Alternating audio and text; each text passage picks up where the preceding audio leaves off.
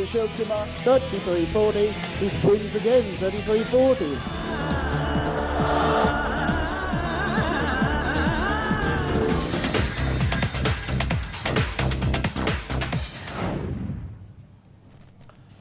नमस्कार, प्रदेश के नंबर 1 और सबसे भरोसेमंद news channel India news Haryana पर आपका स्वागत है। मैं हूं आपके साथ अतुल प्रताप सिंह। कुश्ती के चाहने वालों के लिए आज का दिन वाकई सबसे खास है।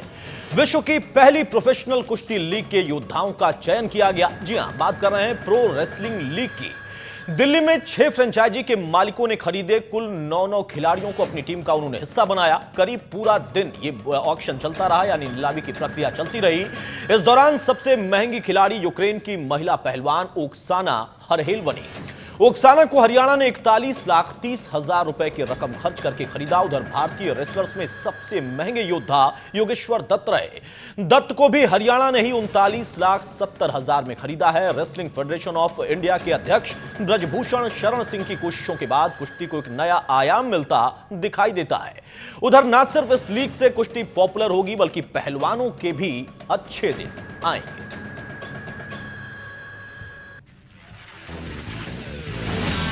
Sushil Kumar, 33.40. He spins again, 33.40.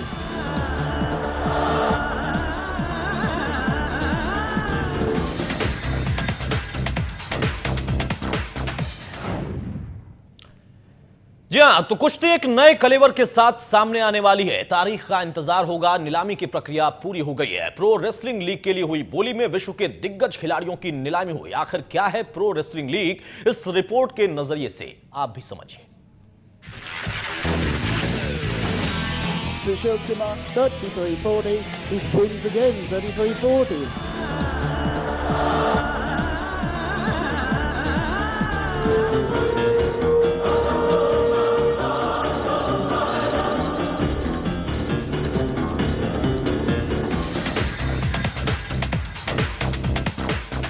कुश्ती का महाकुंभ अब दुनिया देखेगी। प्रो रेसलिंग लीग का जलवा।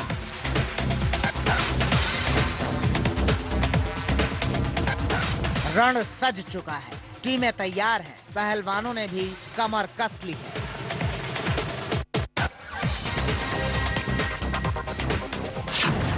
प्रो रेसलिंग लीग के पहले सीजन के लिए खिलाड़ियों की नीलामी हुई। योगेश्वर दत्त 39,70,000 रुपए में बिके।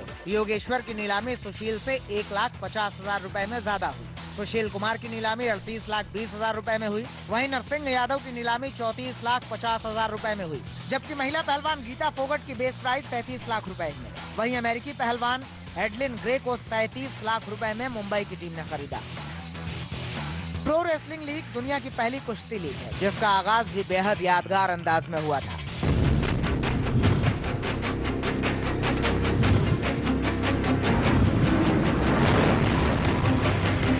Wrestling as a sport.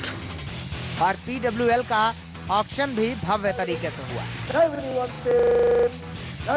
Nobody. नीलामी में बॉलीवुड सुपरस्टार धर्मेंद्र भी मौजूद रहे। धर्मेंद्र और CDR ग्रुप ने पंजाब की टीम खरीदी है। इस लीग से हिंदुस्तान के साथ साथ दुनिया भर के पहलवानों की तकदीर बदलेगी। The kind of prizes the marquee players have gone for, it's unheard of anywhere in wrestling across the world. We believe India is changing. We believe the world of sport is changing. We believe that non-cricket sports in India have a huge future, and the Pro Wrestling League is a commitment. PWL के पहले season में 6 शहर की टीमें हिस्सा लेंगी। धर्मेंद्र और CDR group ने पंजाब की टीम खरीदी है। बेंगलुरु फ्रेंचाइजी JSW ग्रुप ने खरीदी है। GMR ग्रुप ने दिल्ली की टीम खरीदी। लोटस ग्रीन ने हरियाणा की टीम खरीदी। उत्तर प्रदेश की टीम को ओलिव ग्लोबल ने खरीदा। मैवरिक इंडस्ट्रीज ने मुंबई के फ्रेंचाइजी खरीदी। प्रो रेसलिंग लीग एक ऐसी सोच है जिसका असर जल्द ही सबको नजर आएगा। क्रिकेट के देश में न सिर्फ कुश्ती को आगे बढ़ने का मौका मिलेगा, बल्कि पहलवानों को आर्थिक मदद भी मिलेगी। Vinod Lamba, India News. जी हां, तो ये एक नया अंदाज है, नया कलेवर है कुश्ती का, और चाहने वालों के लिए एक सौगात से कम नहीं है। फिल्म अभिनेता और हीमैन यानी धर्मेंद्र पंजाब टीम के को ओनर हैं। धर्मेंद्र पूरी नीलामी प्रक्रिया के दौरान डटे रहे, मौजूद रहे। अपनी टीम के लिए खिलाड़ियों का बड़ी बारीकी से उन्होंने चयन किया। हमारे सहयोगी विनोद लांबा ने हीमैन यानी धर्मेंद्र से खास बातचीत की। सर, रेसलिंग लीग की शुरुआत हो गई है। गीता फोगाट आपकी आइकन प्लेयर रही। योगेश्वर और सुशील के लिए नहीं गए आप लोग? बहुत ट्राई किए, वो आगे दूसरे बोल गया। आई वांटेड सुशील को आप चाहते थे लेकिन थोड़ा रेट ज्यादा चल गया। वो जल्दी में हम लोग को थोड़ा सा मिस कर गए। हमारी अपनी स्ट्रेटजी है ना। सर, गीता फोगाट आपकी आइकन प्लेयर है। कैसी टीम खड़ी हो रही है और आप स्पेशली इस इवेंट में लेके आए हैं? सबसे बड़ा इंटरेस्ट क्या था आपका इस लीग से जुड़ने के लिए? मेरा इंटरेस्ट कुश्ती से था। किसी तरह कुश्ती should be all over the world तो हो चली है, it should be more popular. इसकी मकबूलियत के लिए मैं इसमें दाखिल हुआ हूँ और जीत हार तो बनी रहती है। ज़्यादा इंटरेस्ट मेरा ये है कि it should be more popular. Starting में जब इवेंट शुरू हो रहा था पूछा कि कुश्ती किस किस ने खेली है। सर, आपका एक्सपीरियंस क्या रहा है कुश्ती से और ये प्यार ही आपको खींच लाया? सर, करनी है अभी भी। सर, डर तो है आपका किसको नहीं है? सर, मैं बचपन से कुश्ती खेलता है। और पकड़ से पता भी चल रहा था जिस तरह से आपने बताया। एक आखिरी सवाल, इस लीग को कैसे देखते हैं आप? रेसलिंग लीग शुरू हो रही है और प्लेयर्स को पैसा मिलेगा। First time we have joined. मेरे लिए है तो नया ये सब, क्योंकि मैं तजारत नहीं जानता। मैं सीधा साधा एक्टर हूँ, तो ये पहली मर्तबा इस तरह का कुछ कर रहा हूँ। सबको हैरानी हो रही है कि धर्मेंद्र भी इसमें आए हैं। मुझे भी थोड़ी खुजली हुई, मैं भी चलता हूँ। हमसे बातचीत करने के लिए शुक्रिया। तो ये थे पंजाब टीम के को-ओनर धर्मेंद्र, जिनका कहना है कि बहुत मन था रेसलिंग के लिए कुछ करने का और इसीलिए टीम से जुड़े हैं और उम्मीद कर रहे हैं कि गीता फोगाट जो कि स्टार प्लेयर है, उसके बाद भले ही सुशील ना हो, योगेश्वर ना हो, लेकिन फेस वैल्यू खुद धर्मेंद्र पाजी की इतनी ज्यादा है कि इस टीम के लिए बहुत एक आगे से स्टार वैल्यू रहेगी। Vinod Lamba, India News, Delhi. जी हां, तो पिछले दिनों में क्रिकेट और उसके बाद कबड्डी की तर्ज में जिसे हम देख रहे हैं, हमने किस तरीके से उसमें तब्दीलियां की गई थी, किस तरीके से एक नया प्लेटफॉर्म उसको दिया गया था, ठीक उसी तर्ज पर रेसलर भी अब रिंग में रोमांच का दमखम दिखाते नजर आएंगे। दरअसल 8 नवंबर से प्रो रेसलिंग लीग की शुरुआत हो रही है और उसमें कुश्ती का कलेवर कुछ इस अंदाज में बदला नजर आएगा।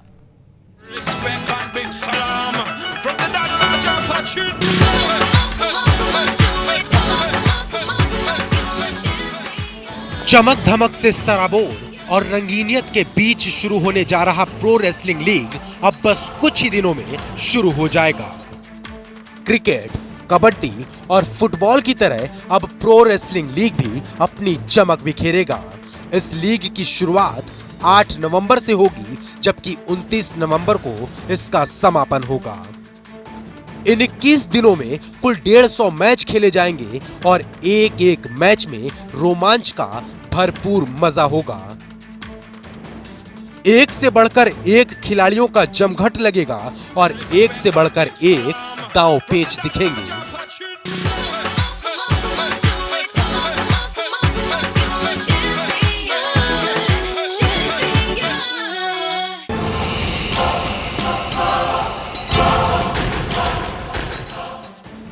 दुनिया के पहले रेसलिंग लीग के लिए खिलाड़ियों ने भी पूरी तैयारी कर ली है। सबसे ज्यादा जो प्राइज रखा मेरा ही है, उसके बाद सुशीला, फिर नरसिंह यादव है। बहुत अच्छी बात है और मैं यही है कि अभी प्रो रेसलिंग लीग, और उम्मीद है कि पूरे देशवासियों को जो भी कुश्ती देखा उसको मजा आएगा और अपना 100% देंगे। और सबसे बड़ी बात है कि इससे ओलंपिक में फायदा मिलेगा हमारे पहलवानों को और हमको। जैसे रेसलिंग लीग शुरू हो रही है तो युवा पहलवानों को इससे क्या लाभ होगा? देखिए, नई चीजें निकल के आती हैं हर एक चीज में। अभी प्रो रेसलिंग लीग होगी, इसमें जो नए खिलाड़ी निकल गए वो एक प्रो की देन होगा, क्योंकि इससे काफी अनुभव बढ़ता है।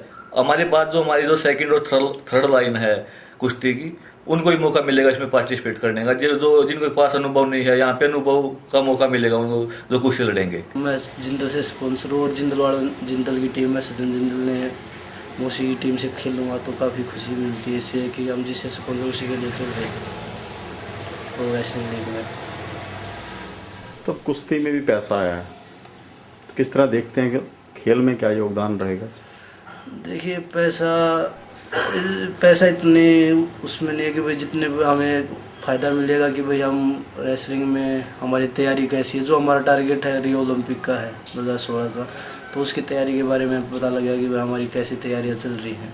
तो मेन टारगेट हमारा रियो ओलंपिक है, तो उसकी तैयारियों में हाँ ये जो शुरुआत हुई है काफ़ी अच्छी शुरुआत है और इससे काफ़ी फ़ायदा मिलेगा रेसलिंग में। जो हमारी टीम है उसको काफ़ी फ़ायदा मिलेगा।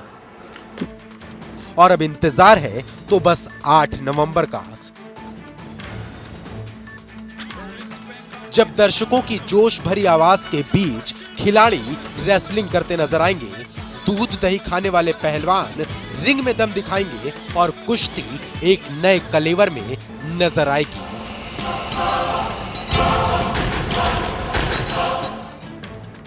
दिल्ली से दीपक शर्मा, इंडिया न्यूज हरियाणा।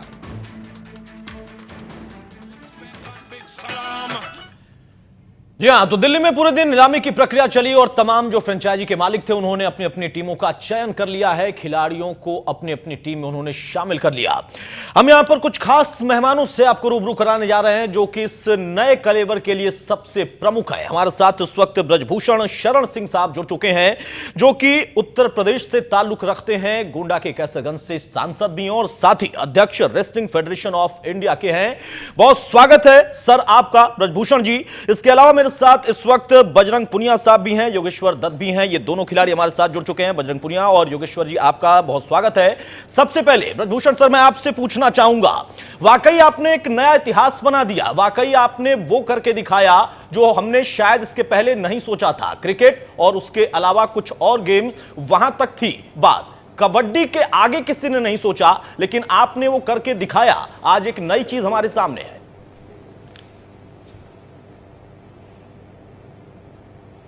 जी, आज हम लोग बहुत खुश हैं इस बात को लेकर के, और बहुत दिन से हिंदुस्तान की जनता चाहती थी, क्योंकि ओलंपिक का गेम है ये, और हमारे पहलवानों ने जिस तरीके से प्रदर्शन किया है, कुश्ती को एक ऊंचाई तक ले गए हैं, जनता देखना चाहती थी। और आज एक ऐसा काम मिल करके हुआ है कि एक ऐतिहासिक कदम हमारे देश को के लिए और देश के खिलाड़ियों के लिए है। इसको लेकर के हम और हमारी पूरी टीम बहुत प्रसन्न है। वाकई प्रसन्नता की बात भी है और वाकई आप यहां पर बधाई के पात्र हैं, क्योंकि जो आपने सपना देखा या फिर हम सभी को दिखाया या आपकी जो सोच थी, आज उसको एक नए प्लेटफॉर्म पर आपने लाकर रखा भी। मैं ये जानना चाहूंगा सर, एक आम व्यक्ति की तरफ से, आम दर्शकों के लिए, कि ये सोच कहां से आई? आप जो कि एक नेता हैं, आप एक जनप्रतिनिधि हैं, उसके साथ साथ खेल से ऐसा जुड़ाव, वो भी कुश्ती से ऐसा जुड़ाव, और उसके लिए एक नई टेक्नोलॉजी, एक नया कलेवर, कहां से सोचा, कब ये आइडिया आया सर?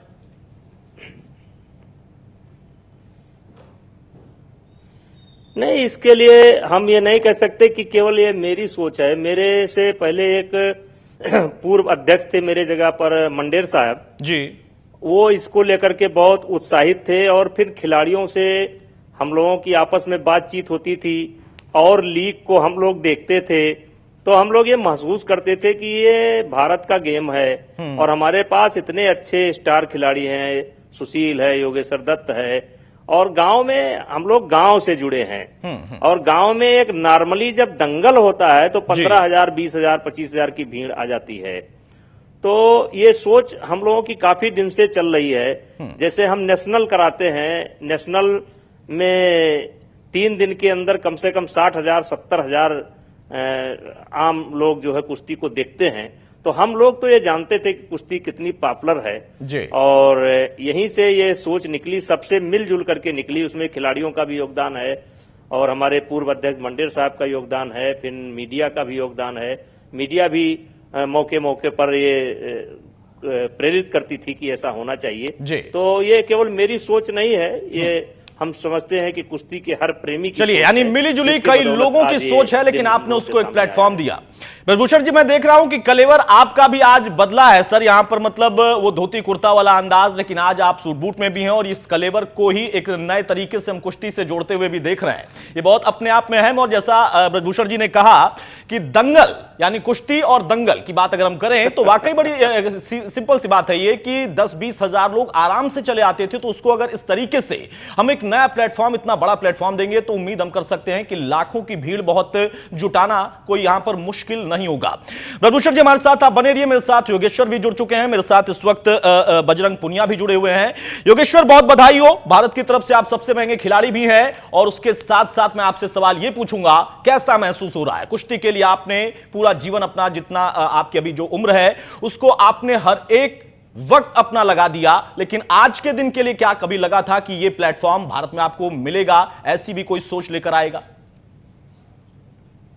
देखिए, बहुत खुशी हुई हमारी, क्योंकि पिछले 2008 के बाद, ओलंपिक के बाद काफ़ी कुछ बदला कुश्ती में, और तब से लीग की बात चली थी कि इंडिया में कुश्ती लीग स्टार्ट होगी, पर वो अभी हमारी फेडरेशन ने बहुत ज़्यादा मेहनत की उस पर। हमारे अध्यक्ष ब्रजभूषण जी, इन्होंने काफ़ी, क्योंकि 2012 में जब मेरा मेडल आया उसके बाद मेरी बात भी हुई थी हमारे अध्यक्ष जी से, उन्होंने बोला था कि जल्दी हम इसको स्टार्ट करेंगे, पर क्योंकि एक प्लेटफॉर्म तैयार करने में बहुत टाइम लगता है, एक चीज़, नई चीज़ हम स्टार्ट करते हैं तो, और इससे नए बच्चों को बहुत फायदा होगा। हमें तो बहुत खुशी है कि कुश्ती एक नए प्रारूप में स्टार्ट होगी, तो लोगों को देखने में बहुत अच्छा लगेगा और खुशी भी होगी, हमें खुशी भी है, क्योंकि इससे जो हमारे नए खिलाड़ी हैं उनको एक आगे बढ़ने में बहुत ज़्यादा प्रेरणा मिलेगी।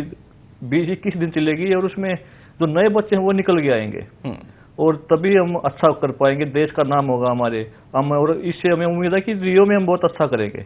पिछली बार 2 मेडल थे ओलंपिक में, और हम चाहते हैं कि 2 से 3 या 4 मेडल करें। ठीक है, चलिए, खुशी की बात है आप यहां पर कह रहे हैं कि वाकई ना सिर्फ आपके लिए बल्कि वो तमाम जो खिलाड़ी हैं जो कि कुश्ती से लगाव रखते हैं, सीखना चाहते हैं, इस खेल में अपनी पूरी भावना के साथ आगे आना चाहते हैं, उनके लिए एक अच्छा प्लेटफॉर्म भी होगा, हर तरीके से, आर्थिक पैमाने पर भी। बजरंग पुनिया, आपसे मैं जानना चाहूंगा आपकी प्रतिक्रिया, आप कैसा महसूस कर रहे हैं? आपको भी आज वाकई एक नया प्लेटफॉर्म मिला है? हाँ, काफ़ी खुशी है जो हमारी फेडरेशन ने ये तैयार किया है लीग का प्रोग्राम जो, तो इससे जो हमारी तैयारी है उनके बारे में हमें पता चलेगा कि हम कैसी तैयारी कर रहे हैं, और हमारा टारगेट है जो रियो का है, तो उसके लिए हमारी तैयारी है। जो हम बाहर ट्रेनिंग के लिए जाते हैं तो अभी हमारे घर में ट्रेनिंग अभी बाउट होंगी, तो हमारे को पता लगेगा कि हमारी क्या कमियां हैं और उसका हमें फ़ायदा मिलेगा।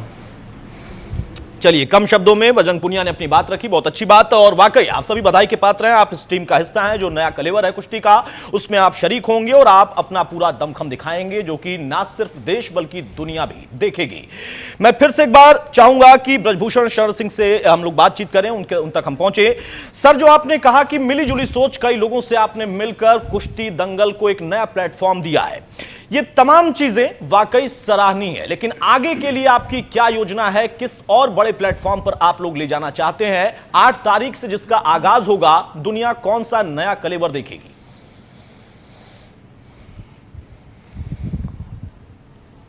नहीं, हम समझते हैं कि ये जो हम लोग एक नया प्रयोग या एक नया प्लेटफॉर्म हमने दिया है, आज जैसे विदेश के खिलाड़ी भी बहुत अच्छे पैसे में बिके हैं, और हम समझते हैं कि ये हिंदुस्तान के बच्चों को तो फायदा करेगा ही करेगा, लेकिन हिंदुस्तान के अलावा ये पूरी दुनिया की जो रेसलिंग है उसमें हिंदुस्तान का एक अलग पहचान बनेगी। और क्योंकि बाहर इतने पैसे नहीं मिलते हैं, और पैसा एक बहुत, सब कुछ नहीं है, लेकिन पैसा एक बहुत जरूरी पार्ट है, खिलाड़ी के लिए एक बहुत जरूरी पार्ट है पैसा।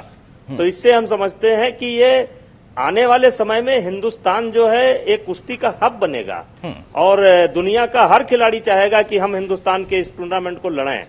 इस साल तो हम लोग कर रहे हैं, अब इसमें कुछ सीखने को हमको भी मिलेगा, हमारे रेसलर को भी सीखने को मिलेगा, हमको भी सीखने को मिलेगा, और हमारी तो कामना है, या हमें ऐसा दिखाई पड़ता है कि अभी तक तो सुशील का ओलंपिक में मेडल है, उसके कारण योगेश्वर का मेडल है, उसके कारण सारी दुनिया हमारी तरफ देख रही है, और आज हिंदुस्तान के हर बच्चे की सराहना हो रही है।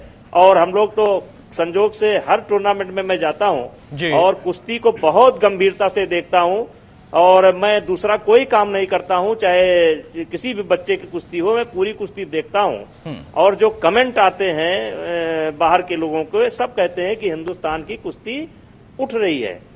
लेकिन हम इस जो लीग ये आज शुरुआत हुई है, इससे हम देखते हैं कि इससे, क्योंकि दुनिया में कहीं इस प्रकार से कार्यक्रम नहीं हो रहा है, बल्कि कुश्ती को तोड़ मड़ोड़ करके, कुश्ती को गलत ढंग से पेश करके काम हो रहा है। लेकिन हम ओलंपिक रूल को कहीं पर जो है डिस्टर्ब नहीं कर रहे हैं, ओलंपिक रूल को कहीं भी डिस्टर्ब नहीं कर रहे हैं। तो हम समझते हैं कि ये आने वाले समय में पूरी दुनिया के लिए जो है, हमारा देश जो है ये और हमारी ये लीग प्रेरणा का केंद्र होगी और इससे पूरी दुनिया के रेसलरों को फायदा मिलेगा और हमको तो मिलेगा ही मिलेगा। जैसा अभी योगेश्वर दत्त ने कहा कि जूनियर पहलवान, बहुत सही बात योगेश्वर दत्त ने कहा कि इनसे ज्यादा जो है वो जो नीचे सेकंड कैटेगरी थर्ड कैटेगरी है, जो जूनियर बच्चे हैं, आज जब अपने आइकान को, अपने खिलाड़ियों को टीवी पर लगातार 20 दिन तक 25 दिन तक देखेंगे तो उनसे प्रेरणा लेंगे और कुश्ती वाले कुश्ती करेंगे, कुश्ती के लिए करेंगे।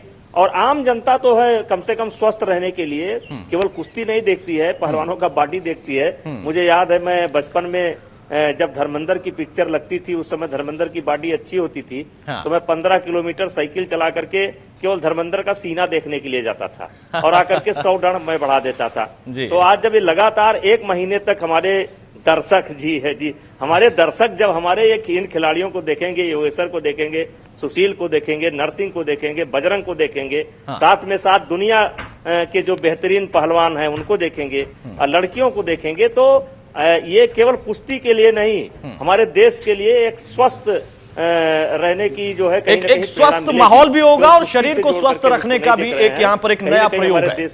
ठीक है, ब्रजभूषण जी कहते हैं कुश्ती में दांव बहुत महत्वपूर्ण होते हैं। मैं सर आपसे जानना चाहता हूं कि योगेश्वर और सुशील हमारे दोनों ही बेहतरीन खिलाड़ी हैं, बजरंग पुनिया हमारे बेहतरीन खिलाड़ी हैं। सर मैं यहां पर जानना चाहता हूं आपसे कि दांव के मुताबिक से, चूंकि आप अध्यक्ष हैं रेसलिंग फेडरेशन ऑफ इंडिया के, लेकिन ताल्लुक आपका यूपी से है, मुझे लगता है कि दांव आपका भारी पड़ गया है। सुशील कुमार को आप लोगों ने मतलब एक नया दांव यहां पर भारी वाला दांव किया, ये कुछ है अंदाज?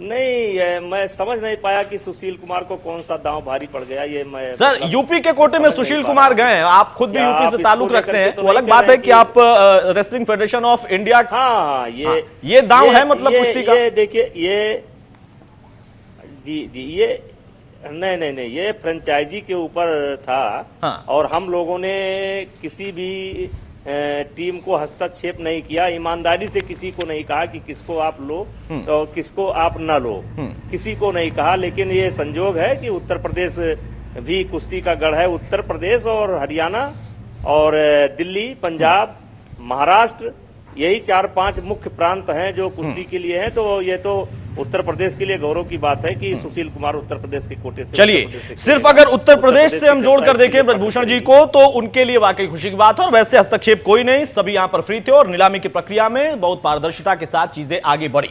मैं चाहूंगा ब्रजभूषण जी की अपने बाकी मेहमानों के पास भी मैं जाऊं, अभी हमारे साथ बने रहें। सर योगेश्वर आप बताइए, आज जो प्लेटफॉर्म है आप कह रहे हैं वाकई आपके लिए नहीं बल्कि उन तमाम उन नए खिलाड़ियों के लिए, उन तमाम नए लोगों के लिए जिसमें लड़कियां भी हैं, लड़के भी हैं जो कि कुश्ती से लगाव रखते हैं, प्यार रखते हैं, उनके लिए वाकई एक बड़ा प्लेटफॉर्म है। आगे आप लोग अब इन चीजों को लेकर किस तरीके से तैयारी करेंगे, क्या भविष्य आप देखते हैं, ये चीजें कितनी महत्वपूर्ण है आप लोगों के लिए? कभी सोचा था कि ऐसा भी होगा कुश्ती में, ये दिन भी आएगा, वो भी भारत में ही? नहीं देखिए, पहले तो सोचा नहीं था। जब जैसे कि कबड्डी 2 साल से कबड्डी की लीग है तो हमारी बात तो चलती थी कि लीग होगी, कई बार बना भी, पर एक वो माहौल नहीं बन पाया। एक प्लेटफॉर्म अब आगे तैयार हुआ है फेडरेशन की मदद से, और अब जैसे आने वाले टाइम में बहुत ज़्यादा फायदा मिलेगा इसका, और हमें खासकर ओलंपिक में बहुत ज़्यादा फायदा मिलेगा, क्योंकि वर्ल्ड के मेडलिस्ट, ओलंपिक मेडलिस्ट हैं इस लीग में, जितने भी पहलवान हैं उनसे कुश्तियाँ होंगी, उसके बाद फिर क्वालिफाई है और रियो का 1 साल भी नहीं बचा है। यहाँ पे हमारी कमियों का पता लगेगा, क्योंकि हम जितना अच्छा कंपटीशन में हम पार्टिसिपेट करते हैं उससे हमारी कमियां भी निकल के आती हैं और खूबी भी, और हम अपनी कमियों को दूर यहीं से करेंगे। उसके बाद ओलंपिक क्वालिफाई है और फिर ओलंपिक रियो है। इसलिए मैं मानता हूँ कि हमारा जो टारगेट है पूरा रियो का, हमारा वो पूरा होगा। और वो पहले मैं आपको बता चुका हूँ कि नए बच्चे हैं और ये कुश्ती को जैसे लोग गांव का खेल मानते हैं, इससे गांव से शहर में भी कुश्ती जाएगी, क्योंकि टीवी पे तो हर एक चैनल पे आएगी, कई चैनल हैं इसमें, लोग देखेंगे उसको इसमें। चलिए, यानी जो दर्शक थे अभी तक कुछ हजार में होते थे, एक जगह होते थे, जैसा ब्रजभूषण जी ने भी कहा कि उसके लिए एक प्लेटफॉर्म मिलेगा तो संख्या अपने आप बढ़ जाएगी और टेलीविजन के माध्यम से न जाने कितने लोग, जिनकी संख्या लाखों में नहीं करोड़ों में होगी, वो भी कुश्ती से जुड़ेंगे और लगाव अपने आप बढ़ता जाएगा। योगेश्वर, आप ब्रजभूषण जी से कुछ कहना चाहेंगे, कुछ पूछना चाहेंगे, उन्हें शुक्रिया करना चाहेंगे ये प्लेटफॉर्म लाने के लिए, दिलाने के लिए, उनकी पूरी जो सोच थी, उनके लोगों की जो सोच थी, उसके लिए आप खुद पूछना चाहेंगे ब्रजभूषण जी से? देखिए, पूछ नहीं, मैं धन्यवाद करना चाहूंगा, क्योंकि 2012 से देखता रहा हूँ। ओलंपिक में भी थे लंदन में, उसके बाद हमारे अध्यक्ष जी ग्लासगो में भी थे, कॉमनवेल्थ गेम्स में भी, एशियन गेम्स में भी, और तीनों जगह मेरा गोल्ड रहा था। और दिल से लगे हुए हैं कुश्ती के साथ, ये नहीं कि फॉर्मेलिटी करते हैं, क्योंकि बहुत सी फेडरेशन में आप देखोगे कि अध्यक्ष तो है पर उसका काम अच्छे ढंग से नहीं है। और हमारे अध्यक्ष जी दिल से देखते हैं। अभी वर्ल्ड चैंपियनशिप में भी लास्ट तक हमारी परफॉर्मेंस है, क्योंकि किस्मत साथ नहीं दे रही थी। बजरंगी बिल्कुल नजदीक से ब्राउन मैच हारा था, और अमित भी बहुत परेशान थे। और जब नरसिंह की कुश्ती तो मैंने खुद देखा था कि उनकी आंखों में पानी था कि हमारा चलो एक क्वालिफायर और मेडल आया। और ये चीजें बहुत मायने रखती हैं। कोई दिल से लगता है तो फिर कुश्ती ऊपर भी जाती है। चलिए, एक खिलाड़ी के नाते आप भी दिल से खेलते हैं, और जिस तरीके से ब्रजभूषण जी हमारे साथ जुड़े हुए थे, उनका कहना था कि जब भी वो किसी दंगल में, किसी कुश्ती में जाते हैं तो बड़ी बारीकी से हर एक खिलाड़ी पर नजर रखते हैं, उनके दांव को भी देखते हैं, उनकी भावना को भी देखते हैं। ब्रजभूषण जी आपको शुक्रिया कह रहे हैं यहाँ पर योगेश्वर, आप भी उनसे कुछ कहेंगे सर? उनको भी आप बधाई देंगे यहाँ पर? हालांकि आपने दिया योग बधाई, लेकिन हमारे इस प्लेटफॉर्म पर भी एक बार मैं चाहूंगा कि आप बधाई दें। भारत की तरफ से सबसे महंगे खिलाड़ी चुने गए हैं योगेश्वर, और आपको दिल से शुक्रिया कह रहे हैं।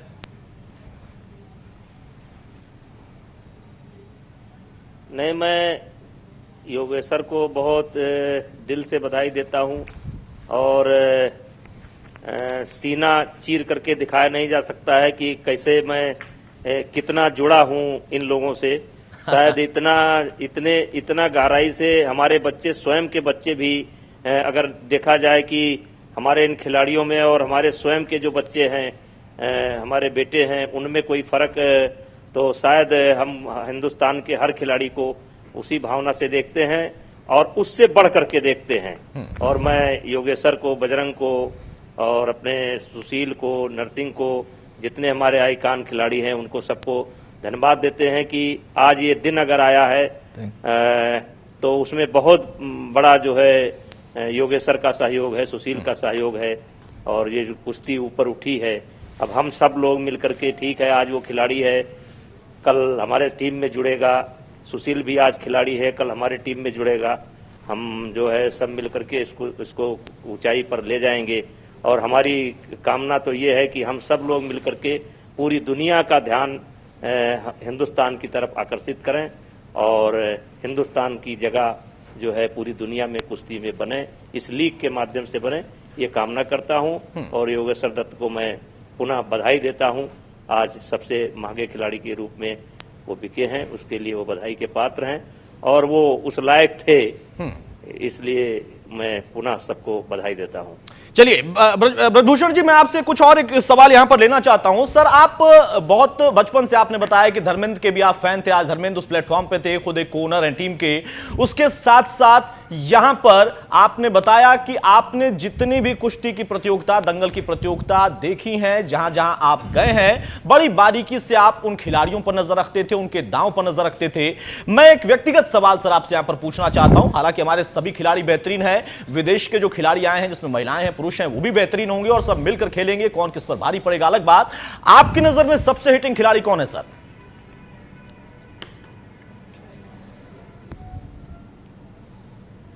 ये कहना बहुत, इसको निकालना जो है बहुत आसान नहीं है, क्योंकि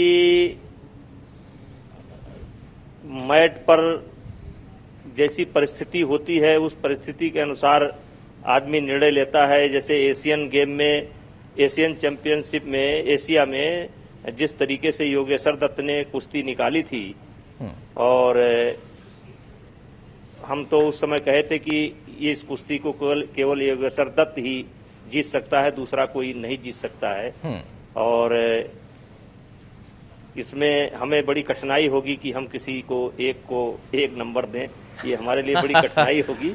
ये तो परिस्थिति पर निर्भर करता है, लेकिन हमारे खिलाड़ी बहुत बेजोड़ हैं। सभी खिलाड़ी बेहतरीन है, लेकिन किसी पर तो दांव लगाया जाता है। लेकिन आपका कहना है कि योगेश्वर को आप कह सकते हैं कि आपका उन पर कहीं ना कहीं भरोसा है, बाकी सभी खिलाड़ी बेहतरीन है, किसी को हम कमतर यहां पर आंक भी नहीं सकते। ब्रजभूषण जी, मैं आपसे जानना चाहूंगा कि महिलाओं को लेकर, जब कुश्ती से महिलाओं को जोड़कर देखा जाए, एक महिला खिलाड़ी सबसे ज्यादा रकम में नीलामी की प्रक्रिया में वो थी, और आगे सबसे ज्यादा वहीं रही। विदेशी हैं वो अलग बात है, लेकिन अगर कुश्ती, वो भी भारत में इस तरीके का एक नया प्रयोग, एक नया प्लेटफॉर्म, और उसमें महिलाओं की भागीदारी, विदेशियों की भी और साथ ही हमारे यहां की उन लड़कियों की भी, इसको कैसे आप देखते हैं सर? इसके लिए क्या आगे की सोच, क्या प्लानिंग है?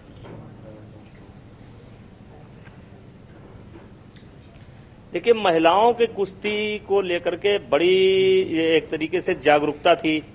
अच्छा, दूसरा जो मैंने निकाला कि ये जो महिलाएं, जैसे पहले जो बिके हमारे खिलाड़ी, मतलब जब इनकी बोली हुई तो उस समय जो फ्रेंचाइजी थे वो अपने बजट को जरा संभाल करके चल रहे थे जी, बजट को संभाल करके चल रहे थे।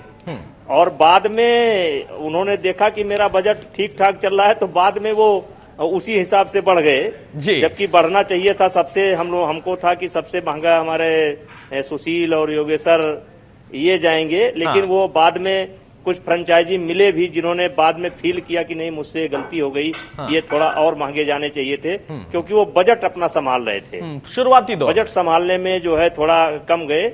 लेकिन मुझे खुशी है कि आज ठीक है, मेरे खिलाड़ी को अगर 1-2 लाख रुपया कम मिलता है, बाहर का खिलाड़ी कोई आया गया 2 लाख रुपया ज्यादा पा गया, 4 लाख ज्यादा पा गया, तो उससे पूरे देश में हमारा नाम होगा, उस पूरे कंट्री के अंदर होगा कि देखो हिंदुस्तान के अंदर ये खिलाड़ी गई थी, ये 50 लाख में बिकी, ये 40 लाख में बिकी, तो ये पूरी दुनिया के अंदर हमारे देश का नाम होगा।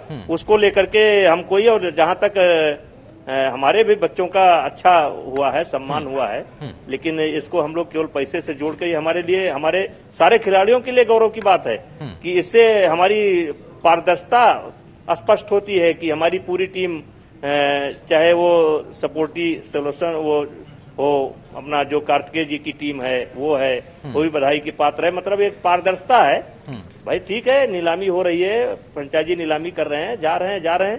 अगर हम जबरदस्ती लगवा देते तो ये तो कह सकते थे कि नहीं, ये जो है इंडिया के ज्यादा महंगे बेचे, लेकिन ये तो हमारे लिए और गौरव की बात है कि अगर बाहर के खिलाड़ी 1-2 लाख ज्यादा पा गए तो हमारे लिए गौरव की बात है। रहा प्रदर्शन का, तो प्रदर्शन हमारे बच्चे अच्छे करेंगे, मुझे पूरी उम्मीद है। चलिए, महिलाओं की भी भागीदारी इसमें अच्छी रहेगी और हमारे यहाँ के खिलाड़ी भी अच्छा प्रदर्शन करेंगे। ठीक है सर, मैं चाहूंगा थोड़ा सा वक्त और दें सर। हमारे साथ बजरंग पुनिया भी जुड़े हैं, वो भी आपसे बात करना चाहते हैं, वो भी आपको शुक्रिया कहना चाहते हैं। बजरंग पुनिया, आप भी सीधे बातचीत कर सकते हैं ब्रजभूषण जी से।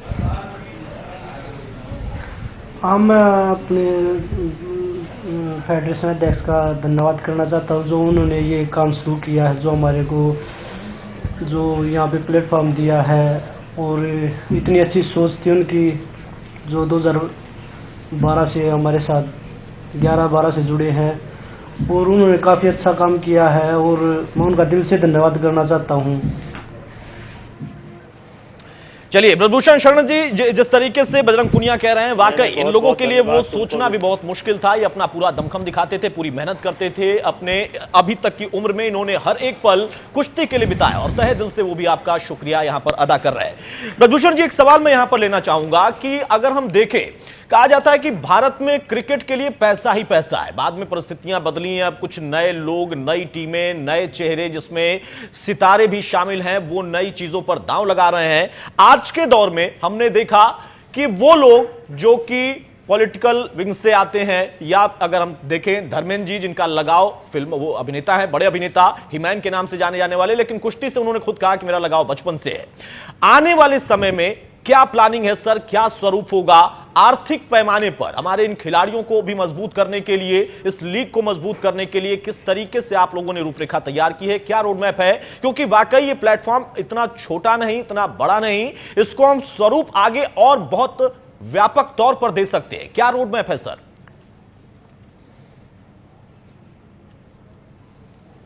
देखिए, मैं धन्यवाद देना चाहता हूं जो हमारे फ्रेंचाइजी हैं और जो हमारे जिनके देखरेख में, कार्तिकेय शर्मा जी के देखरेख में ये मिशन शुरू हुआ। आधा पार्ट हम लोग हैं, आधा पार्ट वो लोग हैं। हम उनको धन्यवाद देना चाहते हैं। और जो काम आज हमारे साथ हुआ है, अगर ये काम 15 साल पहले, 20 साल पहले, 10 साल पहले हो गया होता तो कुश्ती के लिए शायद और अच्छा होता। और हमारा ओलंपिक का गेम होते हुए आज तक हमको कोई सहयोग नहीं किया। और इस बात को लेकर के काफी हमारे मन में मलाल रहता था कि ऐसे ऐसे गेम हैं, नाम नहीं लेना चाहता, जिनके लिए लोग खजाना खोल करके बैठे हैं। और हमारा तो गेम इतना, अब हम क्या बताएं कि हमारा खिलाड़ी कैसे जीवन जीता है। हमारा खिलाड़ी अगर हम कहें कि वो संत होता है तो उसमें कोई दो राय नहीं। एक संत ही कुश्ती लड़ सकता है, एक संत ही कुश्ती लड़ सकता है। और जिस तरीके से त्याग करते हैं, सहयोग हमको पहले मिलना चाहिए था, नहीं मिला, कोई बात नहीं। जिसके हाथ में जस था वो आज जस ले गया। एक तरफ हम लोग हैं और एक तरफ हमारे कार्तिकेय शर्मा जी हैं, उनकी प्रो सपोर्टी जो कंपनी है वो है। हम सब लोगों ने इतिहास लिखा है और ये काम हमारे साथ पहले हुआ होता तो आज शायद, लेकिन चलिए, ये अवसर सबको नहीं मिलता है।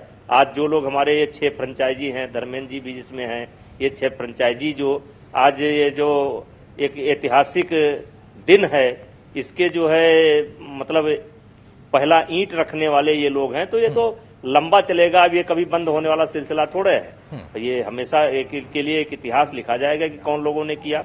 लेकिन इस बात का मलाल हमको रहता था कि आज तक हमको हमारी कुश्ती को किसी ने सपोर्ट नहीं किया।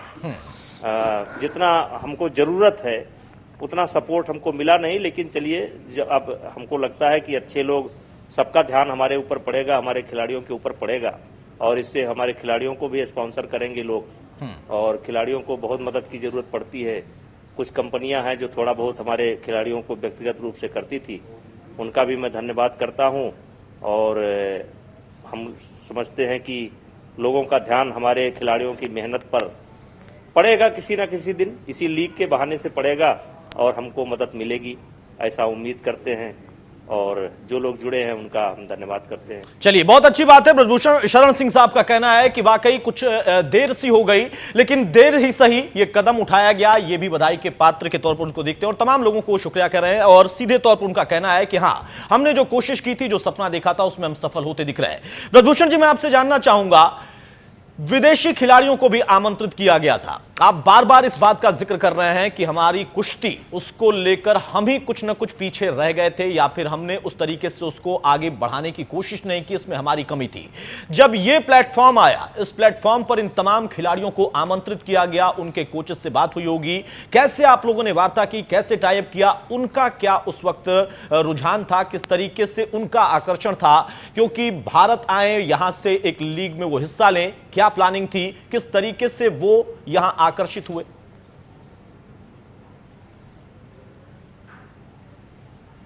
नहीं, हमारे लास वेगास में वैसे तो पहले बातचीत होती थी, लेकिन लास वेगास में हमारे जो फ्रेंचाइजी हैं उनकी पूरी टीम गई हुई थी और हम फेडरेशन की भी पूरी टीम लेकर के गए थे। वहां के फिला प्रेसिडेंट से भी हम लोगों ने एक जो है प्रेजेंटेशन उनके सामने रखा।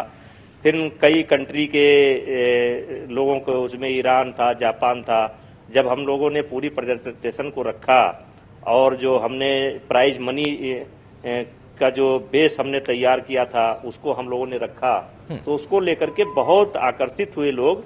और ये ओलंपिक ईयर और कह लीजिए कि थोड़ा सा समय कम, लेकिन इतना उत्साह है कि आगे हमें बहुत कठिनाई होने वाली है, किसको लें किसको छोड़ें। इतना ज्यादा उत्साह, मतलब जैसे जापान अभी ओलंपिक ईयर ना होता तो शायद जापान भी आता, अपनी अपनी तैयारी में लोग लगे हैं। तो इतना ज्यादा हमको रिस्पांस मिला ईरान से, कजाकिस्तान से, जापान से और इंग्लैंड से, अमेरिका से, जितने कुश्ती के देश हैं वो बहुत ज्यादा उत्साहित थे। मतलब एक अचंभे की तरह देख रहे थे कि हम इतनी बड़ी प्राइज मनी लेकर के इस तरीके से आ रहे हैं। तो ये पूरा जो है एक मिली जुली टीम थी हम लोगों की। हमारे मुख्य फ्रेंचाइजी जो उसके मालिक कार्तिकेय शर्मा जी हैं, उनकी कंपनी का प्रो सपोर्टी नाम है। तो एक मिली जुली टीम हम लोग लेकर के गए थे और बहुत अच्छा वहां से किया और जितना हम लोगों ने उम्मीद की थी उससे ज्यादा हम लोगों को रिस्पांस आया बाहर से और हम समझते हैं कि आगे और आएगा। चलिए, ये बहुत अच्छी बात है कि जिस बात का मैं यहां पर जिक्र कर रहा था, ब्रजभूषण शरण सिंह साहब का कहना है कि जब वो लोग पहुंचे बातचीत करने तो उस वक्त इनको भी नहीं उम्मीद थी कि इतना आकर्षण होगा, लेकिन बाद में उन्होंने ये भी कहा कि आगे आने वाले समय मुश्किल भी होगी किसको लाएं किसको न लाएं, क्योंकि बहुत ज्यादा अलग अलग देशों का उन्होंने जिक्र किया, बहुत सारे लोग आकर्षित हैं। ब्रजभूषण जी, एक सवाल मैं और आपसे लूं, उसके पहले मैं चाहूंगा योगेश्वर से एक सवाल और ले लूं।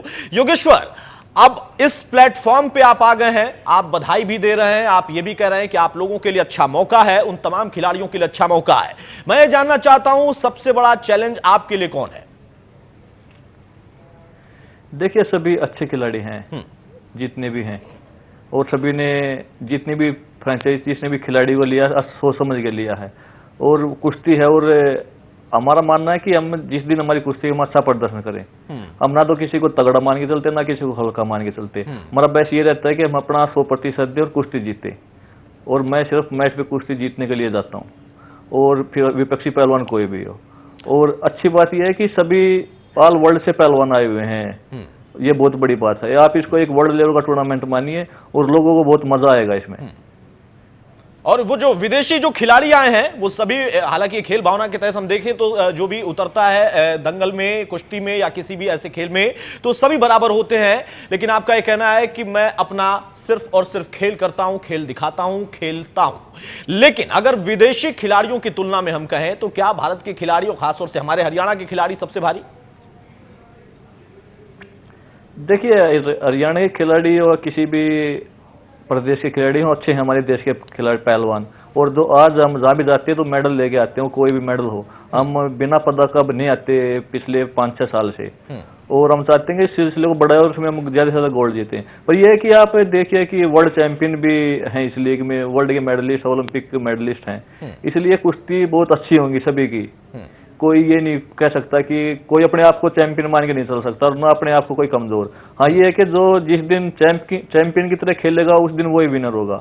और आप 20-21 दिन ये चलेगा ये पूरा ये लीग, उसमें देखिए आप बहुत अच्छा, और बहुत काफी उतार चढ़ाव भी होंगे, क्योंकि टीम टू टीम लड़ेगी इसमें, बहुत अच्छा होगा ये। चलिए, भविष्य बहुत अच्छा देखते हैं योगेश्वर। उनका कहना है कि सभी अच्छा खेलते हैं, सभी खिलाड़ी बेहतरीन हैं, लेकिन उसमें जो और ज्यादा बेहतरीन खेल दिखाएगा वो सब पर भारी पड़ेगा।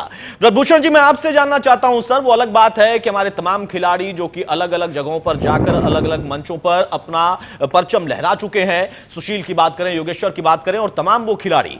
लेकिन अब अगर हम इस लीग की बात करें, योगेश्वर कह रहे हैं कि वर्ल्ड वाइड लीग है, एक तरीके से पूरी दुनिया इसको देखेगी, न जाने कितने लोग इससे जुड़ेंगे और भविष्य बहुत अच्छा है। अब उसमें अगर मैं एक और सवाल यहां पर जोड़ूं, हरियाणा ने सबसे ज्यादा रकम खर्च किया है सर इन खिलाड़ियों पर अपनी फ्रेंचाइजी की तरफ से इनको खरीदने के लिए। हरियाणा के खिलाड़ी बाकी जो और टीम है, क्या इन पर भारी भी पड़ेंगे उसी तरीके से? यह मेरा व्यक्तिगत सवाल है सर।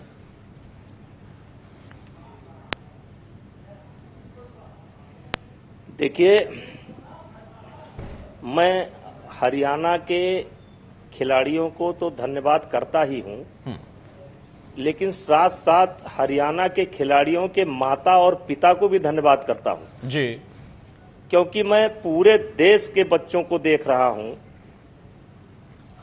लेकिन जिस प्रकार का समर्पण परिवार का अपने बच्चों के प्रति हरियाणा के गार्जियन में है, उतना कहीं नहीं है जी। मैं देखता हूं कि 40-40 किलोमीटर से माताएं दूध और अपने हाथ से बनी हुई रोटी और अपने हाथ से बना करके सब्जी अखाड़े पर ला करके खिलाती हैं, वो केवल हरियाणा की माताएं करती हैं। ऐसा माहौल देश में कहीं नहीं है जो समर्पण।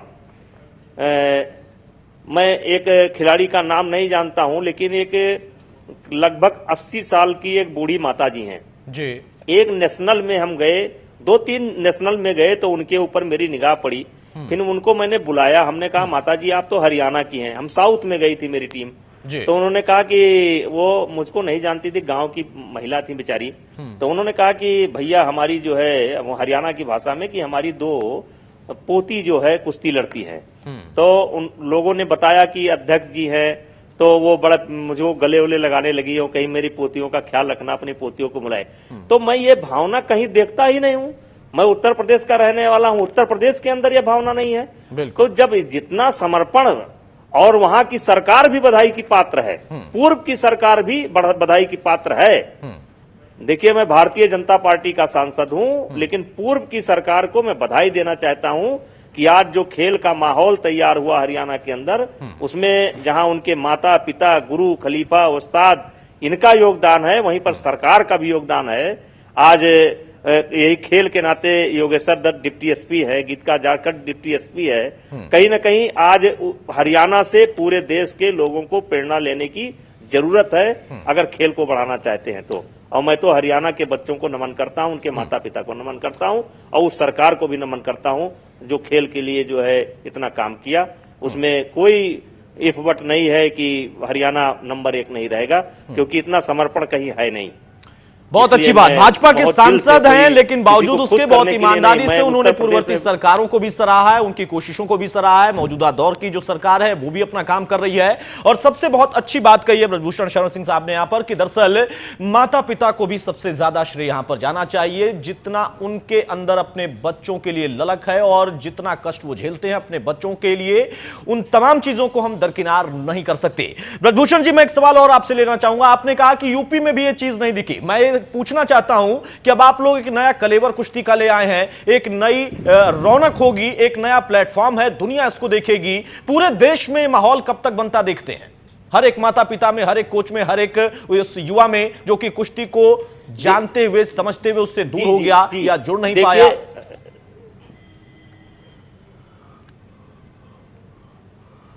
देखिए, पहले एक कहावत थी कि पढ़ोगे लिखोगे बनोगे नवाब,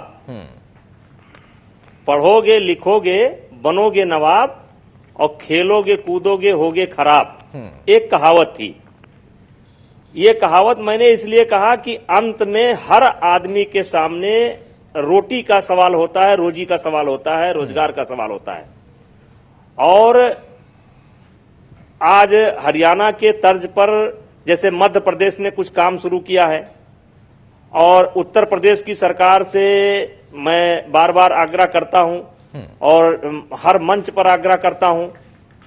तो जब तक रोजी और रोटी से, क्योंकि अंत में सवाल ये पैदा करता है कि आप नेशनल खिलाड़ी रहे, आप इंटरनेशनल खिलाड़ी रहे, आप इस समय क्या हैं? तो अगर खेल को बढ़ाना है तो हर सरकारों को ये खेल का कोटा बहाल करना चाहिए।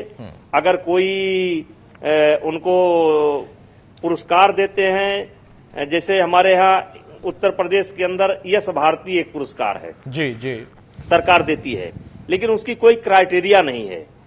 क्राइटेरिया होनी चाहिए हर चीज की कि आप किसको देते हैं।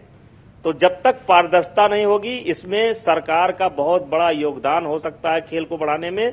और मैं तो केवल हाथ जोड़ करके आपके माध्यम से, चाहे उत्तर प्रदेश की सरकार हो और चाहे देश की अन्य सरकार को हो, सबसे हाथ जोड़ करके विनती करता हूं कि केवल कुश्ती को कुछ खिलाड़ियों से मत जोड़ करके देखिए। इस देश से अगर मुझे बीमारी भगानी है, इस देश के बच्चों को अगर मुझे स्वस्थ रखना है, तो हमें खेल को बढ़ाना पड़ेगा। अस्पताल खोलने से बीमारी नहीं जाएगी, खेल खेलने से बीमारी जाएगी। इसको बढ़ाने का काम सरकारें कर सकती हैं। सरकारें इस काम को करें तो हमारे लिए और देश के लिए अच्छा होगा। मैं सबसे आपके माध्यम से हाथ जोड़ता हूं कि खेल को नंबर 5 पर, नंबर 6 पर न रखें, खेल को नंबर 1 पर रखें, क्योंकि इससे हमारे देश के बच्चे स्वस्थ होंगे, फिर आने वाली जनरेशन स्वस्थ होगी। बीमारों का देश नहीं रह जाएगा, स्वस्थ लोगों का देश बनाना सरकार का कर्तव्य होता है। बिल्कुल, बहुत अच्छी बात आपने कही ब्रजभूषण जी कि दरअसल सिर्फ और सिर्फ ये मनोरंजन का साधन नहीं है, मनोरंजन नहीं है, बल्कि शरीर को स्वस्थ रखने का कुश्ती सबसे बेहतरीन तरीका भी, और खेल को, तमाम तरह के खेल, उसमें कुश्ती भी है, इन सबको आगे बढ़ाने की जरूरत है। तमाम प्रदेशों की सरकार भी ये करे, जैसा हरियाणा की सरकारों ने किया है या कर रही है, और यहाँ के खिलाड़ी, उनके माता पिता, उनके तमाम जो लोग हैं उनसे जुड़े हुए कोचेज, वो सभी कर रहे हैं। ये भावना पूरे देश में आनी चाहिए। ब्रजभूषण जी, बहुत छोटा सा वक्त और मैं आपसे लेना चाहूंगा। उसके पहले मैं चाहूंगा कि यहां पर एक प्रतिक्रिया और जरा बजरंग पुनिया की हो जाए। बजरंग, मैं आपसे जानना चाहूंगा कि जो दांव होते हैं वो दांव आप लोग ज्यादा जानते हैं। अब कुश्ती एक नए कलेवर में है, तो क्या दांव भी कुछ नए कलेवर में आएंगे या दांव वही रहेंगे, कलेवर बदला है? देखिए, जैसे कुश्ती चेंज होती है, रूल हमारे चेंज होते हैं, तो टेक्निक पहले कुश्ती धीरे धीरे चलती थी, तो अभी कुश्ती जब से टाइम चेंज हुआ 6 मिनट के, पहले दो मिनट के 3 राउंड थे, अब 3 मिनट के 2 राउंड है, तो कुश्ती फास्ट हो गई। अब तो टाइम कम लगाते हैं कि भाई ये टेक्निक करनी है, तो उसमें पहले धीरे से लगाते थे, अभी उसमें मूवमेंट करते हैं कि भाई हम स्पीड से करें, तो उसमें स्पीड की बहुत ज़्यादा ज़रूरत होती है, और जो टेक्निक होती है उसमें स्पीड नहीं होगी तो लगने नहीं देते, तो उसमें हमें ये चेंज करना पड़ता है। हम देखते हैं कि वीडियो में कि भाई कौन क्या अटैक करता है, तो उसमें हम चेंज करते हैं कि भाई यहाँ से हमने ये करना है, तो उसी हिसाब से चलते हैं। योगेश्वर, मैं आपसे जानना चाहूंगा, हमने एक आपका दांव देखा था एक दौर में, वो बड़ा बेहतरीन दांव था, मुझे नाम उसका नहीं मालूम है, बहुत ईमानदारी से बताऊं तो, जो आप घुमाते चले गए अपने प्रतिद्वंद्वी खिलाड़ी को, लेकिन इस नए कलेवर में कुछ उसी तरीके के कुछ और नए अंदाज, नए दांव आपकी तरफ से दिखाई देंगे? देखिए, बिल्कुल, पहले तो मैं उस दाव का नाम बता दूं आपको, क्योंकि काफी लोग उस दाव का नाम नहीं पता, वैसे याद है सबको, 2012 ओलंपिक की कुश्ती, उसको फितले दाव बोलते हैं जी, और मेरी फेवरेट टेक्निक है, तकरीबन कुश्ती में मैं लगाता हूँ, एशियन गेम्स में भी लगाई मैंने, कॉमनवेल्थ गेम्स में भी लगाई। फितले बोलते हैं, कोई तो उसको अजगर बोलता, कोई कुछ बोलता है, पर यही है कि कुश्ती एक टेक्निक सेम वही है, पर वो थोड़ा लगाने का तरीका बदलना पड़ता है, क्योंकि पता लग जाता है विपक्षी खिलाड़ियों की कौन पहलवान क्या टेक्निक करता है, हमें भी पता है अपने विपक्षी पहलवानों का, यह कि टेक्निक तो सेम है पर थोड़ा तरीका बदलना पड़ता है कुछ नया करने के लिए। अगर हम पुराने टेक्निक को लेकर चलते रहेंगे तो हम ज्यादा असर नहीं कर पाएंगे हम, इसलिए कि आप रूल भी चेंज हुए हैं पिछले 1 साल से, कुश्ती के टाइम भी चेंज हुआ है, और पर यह है कि इस लीग में जो आप कुश्ती देखोगे वो ओलंपिक स्टाइल है सेम, कोई रूल चेंज नहीं किया, उसमें 6 मिनट की कुश्ती है, और सभी ओलंपिक जो फिलहाल के रेफरी हैं सभी वही हैं, पूरा प्रारूप सेम, प्रारूप एक नाम चेंज हुआ है लीग का, नहीं तो कुश्ती आप समझिए कि ओलंपिक की और वर्ल्ड चैंपियनशिप जैसी कुश्ती देखने को मिलेंगे यहाँ पे। चलिए, बहुत अच्छी बात है, और दांव बदलते रहने की जरूरत है, टेक्निक अपनी बदलते रहने की जरूरत है, लेकिन यहां पर ओलंपिक की तर्ज पर ही उन्हीं नियमों के मुताबिक ये एक नई कोशिश है, नए कलेवर के साथ कुश्ती सबके सामने होगी। 8 तारीख का हमें इंतजार करना होगा। ब्रजभूषण जी, मैं आपसे जानना चाहूंगा, सर ये आखिरी सवाल है मेरा, एक बहुत बड़ा प्लेटफॉर्म आप देने जा रहे हैं, आप खुद भी उन तमाम लोगों को शुक्रिया कह रहे हैं जो आपके साथ जुड़े, इन तमाम खिलाड़ियों को आप ना सिर्फ शुभकामना दे रहे हैं बल्कि इनको भी शुक्रिया कह रहे हैं, और दुनिया इस चीज से जुड़ेगी, देखेगी। मैं सर ये आखिरी सवाल आपसे लेने जा रहा हूं कि इन खिलाड़ियों को अगर हम देखें, जैसा आपने खुद भी कहा कि आर्थिक तौर पर भी बहुत संबल देने की जरूरत है। आप भाजपा से सांसद हैं सर, केंद्र में आपकी सरकार है, हर एक प्रदेश अपना अपना काम करें, अपने खिलाड़ियों के लिए करें, आगे आप इस चीज को लेकर अपनी तरफ से क्या कोशिश करने वाले हैं, इस नए कलेवर को और कितने रंग देने वाले हैं, इसकी भी कोई रूपरेखा, इसकी भी कोई तैयारी इन तमाम खिलाड़ियों के लिए मनोबल बढ़ाने वाली बात होगी, आपका आश्वासन होगा सर?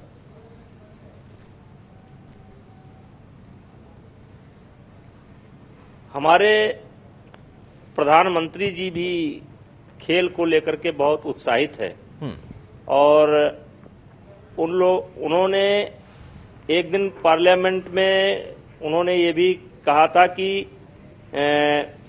कितने ऐसे लोग हैं जो किसी संघ से जुड़े हैं, खेल संघ से जुड़े हैं, उनसे वो पर्सनली भी मिलना चाहते हैं, और मुझे उम्मीद है कि जल्दी ही हम लोगों की मुलाकात होगी, और मैं प्रधानमंत्री जी से भी यही आग्रह करूंगा कि जो आग्रह मैंने देश के लोगों से किया, प्रदेश के लोगों से किया, कि खेल को केवल कुछ बच्चों के खेल के नजरिए से न देखा जाए, इसी खेल से सेना के लिए हम जवान देते हैं, इसी खेल से हम देश के लिए सिपाही देते हैं, और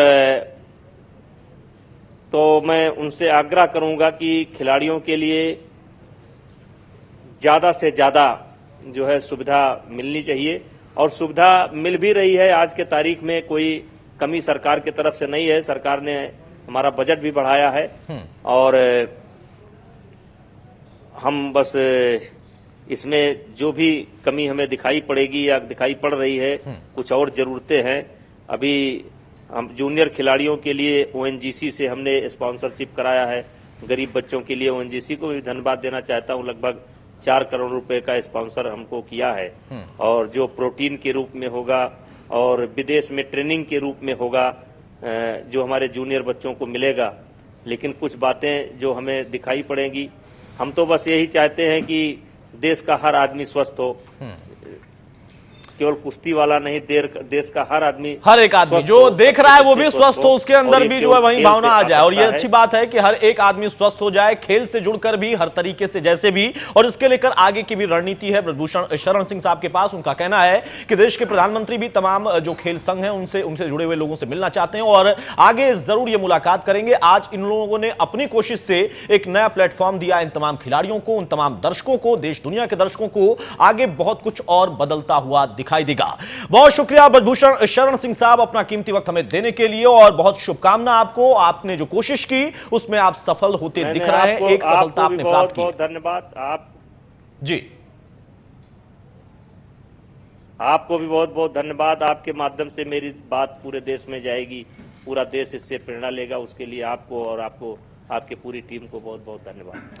बहुत शुक्रिया सर अपना वक्त देने के लिए। बहुत शुक्रिया योगेश्वर, हमारी तरफ से आपको शुभकामना भी, हमारी पूरी टीम की तरफ से। और बहुत शुक्रिया बजरंग पुनिया, और शुभकामना भी आपको, आपकी मेहनत के साथ आगे बढ़ने का मौका मिला है। कुल मिलाकर हमने देखा कि कुश्ती एक नए कलेवर में, अंदाज बदलेगा, बहुत सारी चीजें बदलेंगी और भविष्य बहुत अच्छा हो सकता है। और जैसा खुद यहां पर ब्रजभूषण शरण सिंह ने कहा कि दरअसल आगे आने वाले समय में उनके पास कुछ और ठोस योजनाएं हैं, और जितने भी फ्रेंचाइजी के लोग इससे जुड़े हैं वो सभी इन चीजों को लेकर बहुत ही गंभीरता से विचार कर रहे हैं। यानी हमारी कुश्ती अब एक नए अंदाज में दिखेगी, और सिर्फ 10-20 हजार लोग कहीं कुश्ती की प्रतियोगिता, दंगल की प्रतियोगिता नहीं देखेंगे, बल्कि आने वाले समय में पूरी दुनिया ना सिर्फ इन मैचों को देखेगी बल्कि इनसे जुड़ेगी, और टेलीविजन भी इसमें एक बड़ा माध्यम होगा। यानी करोड़ों दर्शक होंगे और अंदाज नया होगा। नमस्कार। Sushil Kumar, 33-40. He swings again, 33-40.